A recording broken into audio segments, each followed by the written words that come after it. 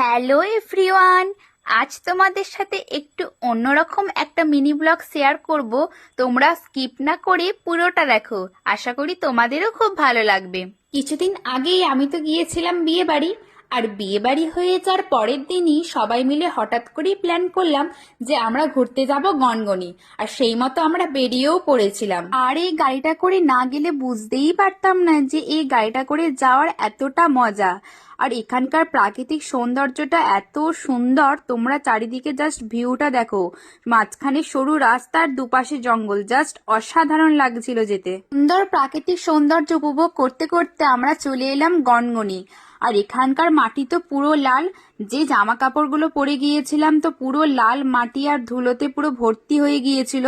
আর আমরা যেদিন গেছিলাম সেদিন সম্ভবত ছিল 26শে জানুয়ারি, তাই ওই দিন প্রচুর ভিড় হয়েছিল। আর এটা হলো ওপর থেকে গনগনির পুরো ভিউটা। আর এখানে যে এখন সিঁড়ি দিয়ে নামছি, এখানে 80টা মতো সিঁড়ি ছিল। এই সিঁড়ি দিয়ে নেমেই নিচে খাদে যেতে হবে।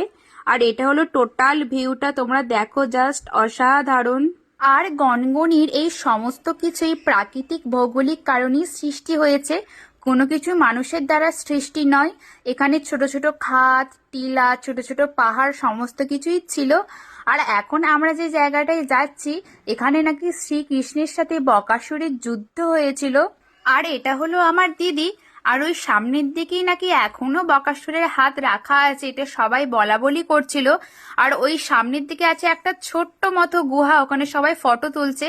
আর আমার মা এখন যে ছোট্ট রাস্তাটার মধ্যে দিয়ে যাচ্ছে, এখানে বর্ষাকালে কিন্তু জল যায়। পুরোটা ঘোরার পর আমরা চলে গিয়েছিলাম এই নদীর কাছে।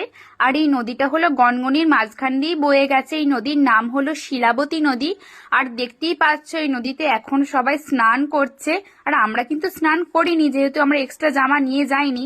Thanks for watching, by.